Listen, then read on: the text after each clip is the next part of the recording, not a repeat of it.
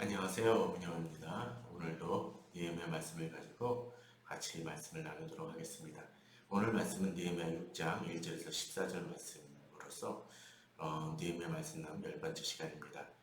내 손을 힘있게 하옵소서라는 제목으로 말씀을 나누도록 하겠습니다. 제가 중학교 때 일입니다. 교회 중동부에서 여름 수련회를 갔습니다.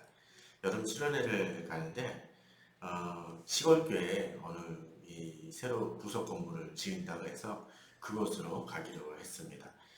그런데 문제는 이 장마나 그런 어떤 비나 날씨 또는 공사 지연으로 인해서 그 수련회 전에 그 건물이 완공되지 못했습니다.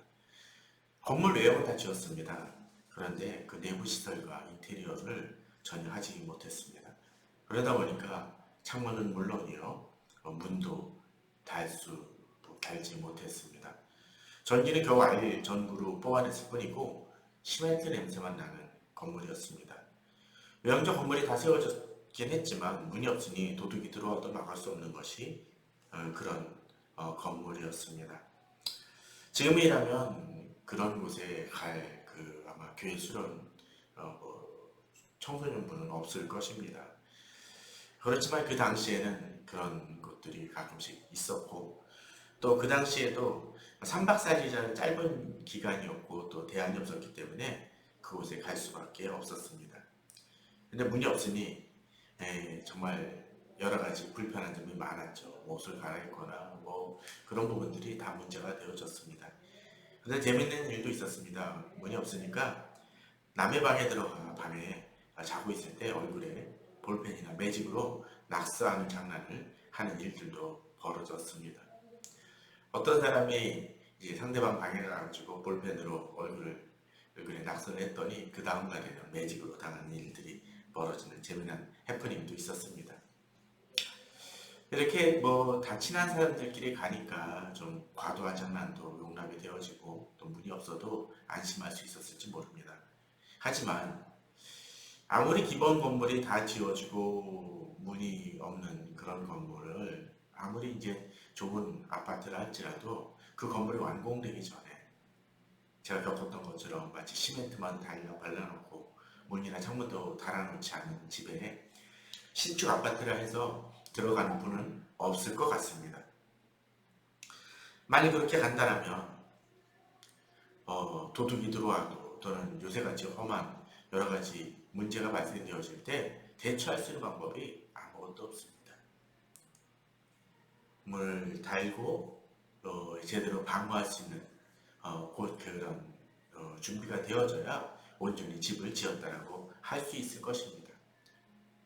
오늘 본문 속에서 느헤미야의 경우가 그러했습니다. 지금까지 어떠했습니까? 지난주에 보게 되면 느헤미야가 건물을 짓고 그 성벽을 쌓고 이렇게 매운 틈을 메꾸고 그러한 작업들을 하는 모습을 보여줍니다. 그러다 보니까 산발락과 도비야가 더 기세를 부리고 정말로 불안해하는 모습을 보게 되었죠. 그런데 오늘 본문 속에서는 이제 거의 막바지에 다르는 모습을 보게 됩니다.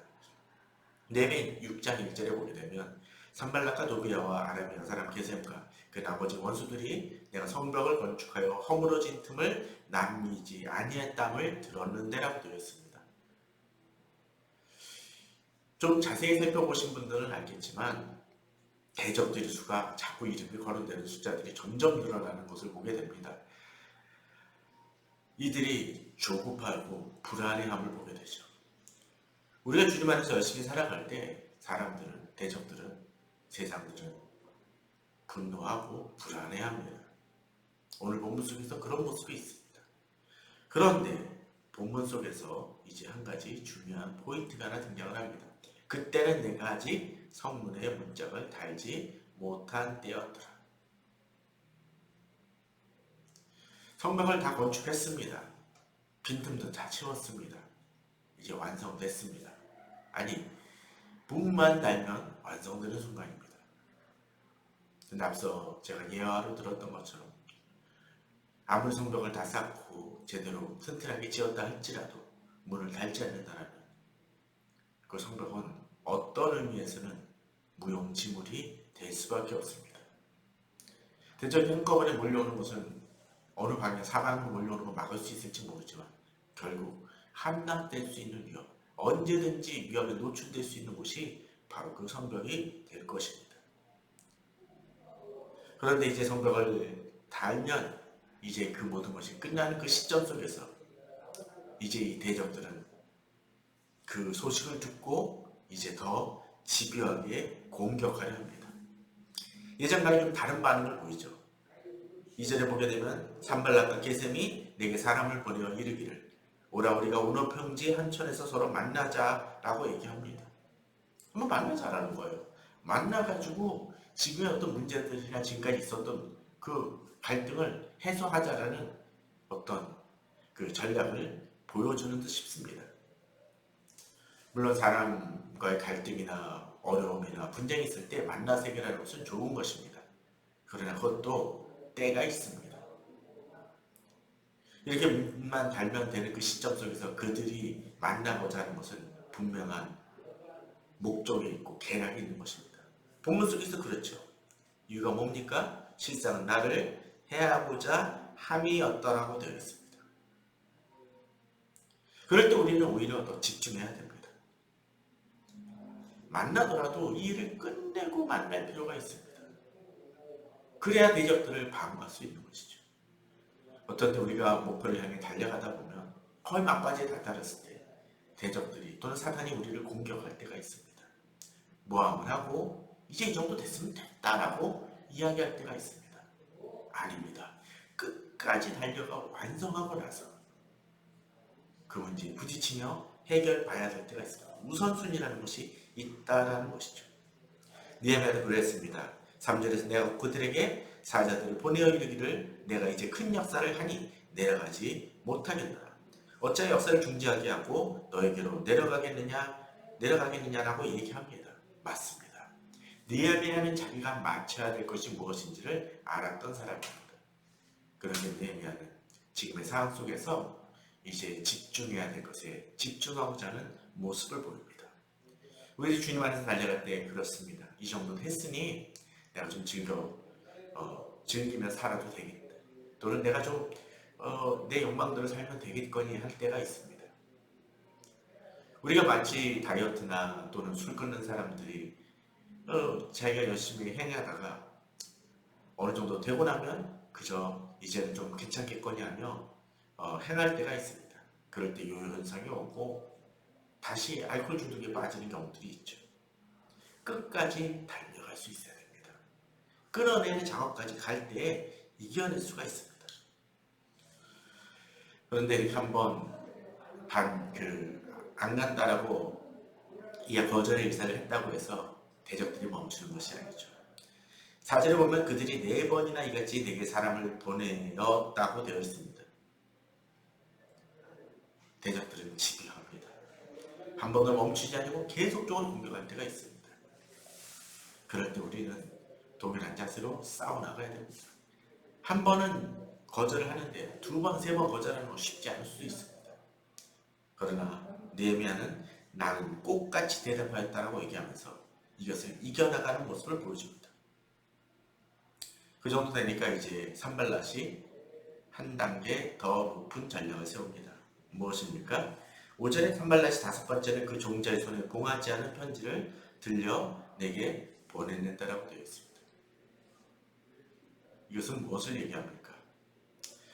산발랏이 지금까지는 느헤미야에게 이렇게 서신이나 사신을 보내서 이 부분을 그냥 은밀히 1대1로 해결을 했다면 이제 공개해버리는 것입니다. 종종 방송이나 또는 이 정치나 여러 싸움 중에서 그런 경우들이 있죠. 공개 편지를 보냅니다. 공개사를 보냅니다. 그것은 뭡니까? 다른 사람들이 알아서 여론을 알게 함으로써 여론을 조성하고 자기한테 유리한 쪽으로 몰아가고자 하는 것이죠. 이 산발랏이 보냅니다. 이럴 때 우리는 더욱더 당황하고 힘들 수 있습니다. 우리 본뜻과 그 마음마저도 그들이 왜곡시켜버리는 것이죠. 6절은 어떻습니까? 그 글에 이르기를 이방 중에도 소문이 있고 가슴우도 말하기를 너와 유다 사람들이 모방하려 하여 성벽을 건축한다 하느니 내가 그 말같이 왕이 되려 하는도다. 느헤미야가 누구에게 박수받았습니까? 왕에게 파송되어지고 예루살렘 성벽을 건축하려 했습니다. 그렇다고 하더라도 그 느헤미야 입장 속에서 왕을 배신하고자 하는 것은 아닙니다. 왕이 허락을 받았고 왕이 명령하에서 이 일들을 진행하는 중입니다. 그런데 이 느헤미야가 왕의 신하임에도 불구하고 왕을 배반하여 왕이 된다는 건 뭡니까? 배신이고 모함입니다. 반란입니다. 이것은 느헤미야에게 있어서는 치명적인 공격일 수 있습니다.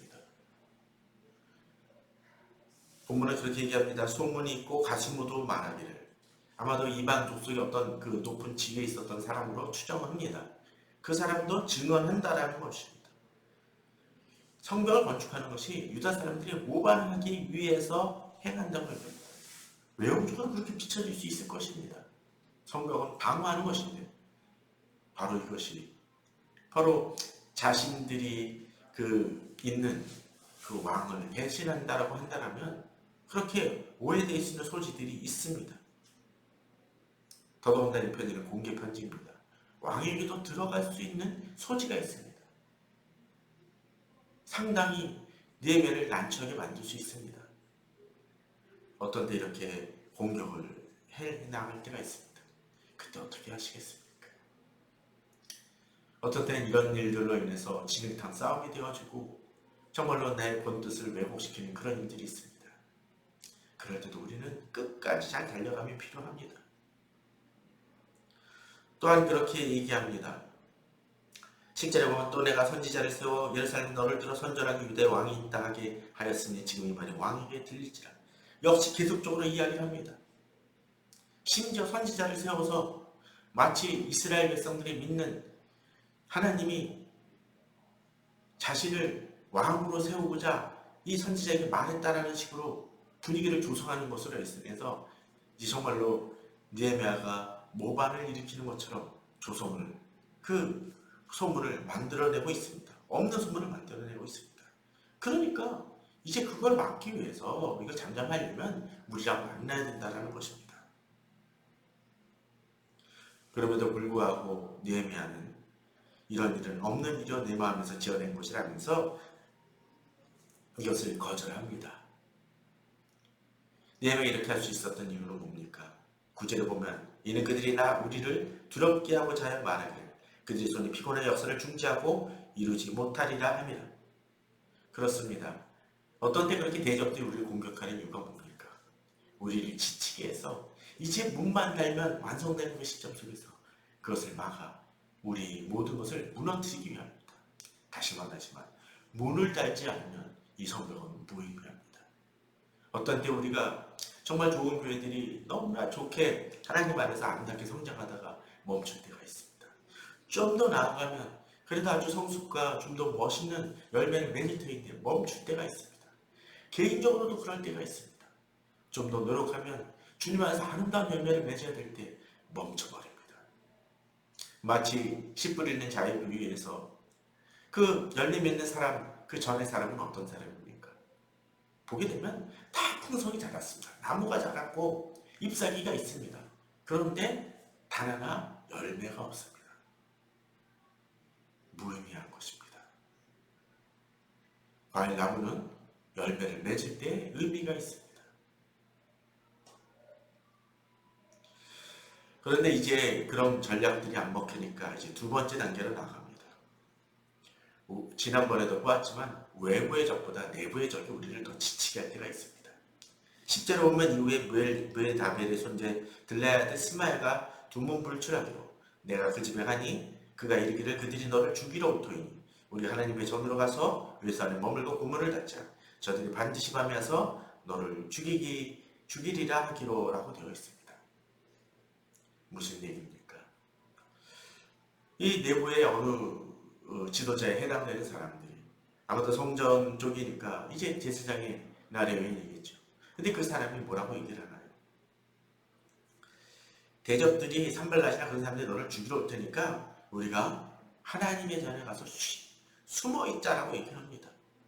두 가지 측면이 있습니다. 이를 중단시키는 것이 될 것이고 또 성전에 들어가면 안 되는 이 느헤미야를 오히려 하나님 앞에서 범죄하게 하고자 하는 의도도 있을 것 같습니다. 사람은 두문불출했다고 되어 있습니다. 중요한 시점에 나타나지 않습니다. 우리 중에 그런 사람들이 있습니다. 열심으로 더 같이 힘써 나가야 될 때 오히려 노력하지 아니하고 숨어버리는 이들이 있습니다. 그들은 어떤 때는 시기함으로, 또 어떤 때는 자기 일이 아니다라는 열심을 보이지 않는 분으로서 게으름 부고 나태함으로써 그렇게 행하는 사람이 있습니다. 어찌됐건 간에 그것은 하나님 보시기에 좋은 일이 아닙니다. 근데 이 차원을 넘어서 오히려 악을 만들어내고 일하는 사람들을 걸려 넘어지게 하는 사람들이 있습니다. 이들이 이렇게 하는 이유가 뭡니까? 12절을 보면 니에미아는 이렇게 얘기합니다. 깨달은지 그는 하나님께서 보내신 바가 아니라 도비아와 산발렛에게 뇌물을 받고 내게 이런 예언을 하리라. 외형적으로는 이들이 건강한 조언을 하는 것처럼 비춰질 수 있습니다. 죽음의 위기에 있으니까 피하라는 것이 뭐가 나쁩니까? 어떤 때 대적들은 같은 지체를 통해서도 우리를 넘어뜨리려 할 수 있습니다. 그런데 문제는 본문을 본 것처럼 도비아와 산발렛에게 뇌물을 받고 이런 일을 행하는 것처럼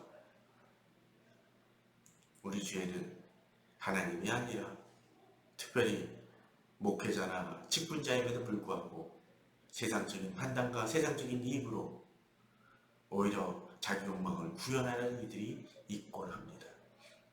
그런 이들을 분별해야 됩니다. 물론 어떤 때 열심을 내지 않는 이들을 향하여 내가 나아갔던 것처럼 나아가 돌보고 그들을 격려해야 됩니다. 그러나 그런 이들 속에서 오히려 우리를 걸려 넘어지게 한다면 우리는 그들을 분별할 수도 있어야 됩니다. 재미난 것은 앞서 이야기를 드렸던 이 느헤미야를 괴롭히려고 했던 스마야와 또 14절에서 어떤 일을 했는지 정확히 드러나지 않지만 여선지 노아다라는 사람이 있는데 이들이 이름을 보게 되면 스마야는 여호와께서 들으셨다라는 의미를 지니고 있습니다. 또 노아다는 여호와의 만남이라고 되어 있습니다.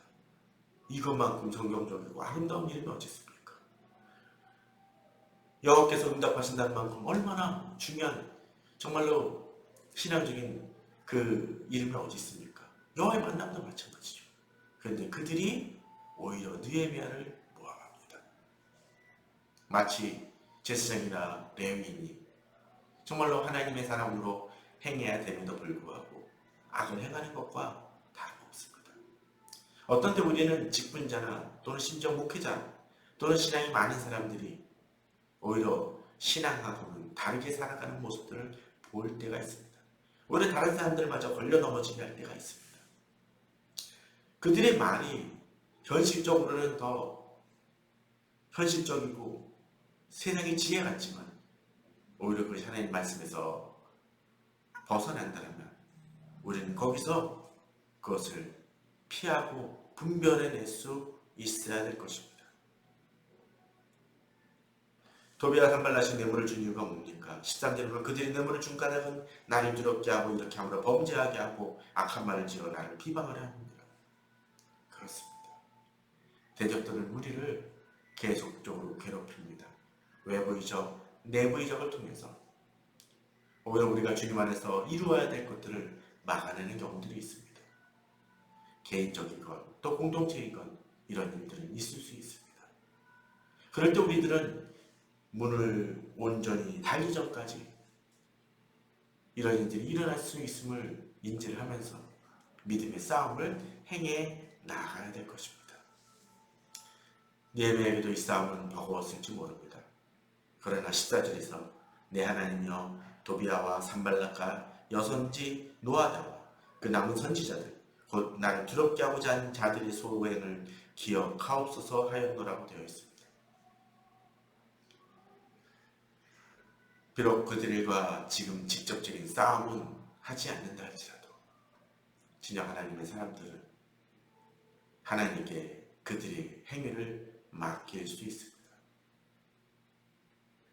우리가 지금은 그들과 직접적으로 싸우진 않는다 할지라도 하나님이 그들의 행위를 하시기에 우리는 어떤 데 힘들고 어려운 상황 속에서 주께서 우리에게 맡기신 사명을 가지고 달려갈 수 있을 것입니다. 지금 우리가 잘 달려가고 있습니까? 달려가다 혹시나 지치진 않았습니까? 나를 유혹하거나 겁박하는 이들로 인해서 두려워하진 않습니까? 그러나 하나님께서 내게 이 일을 맡기셨더라면, 또 하나님 하라고 하셨더라면 문을 달기 전까지, 닿을 때까지 달기 위해서 끝까지 열심으로 나아가시는 우리 성도님들 되시길 바랍니다. 감사합니다.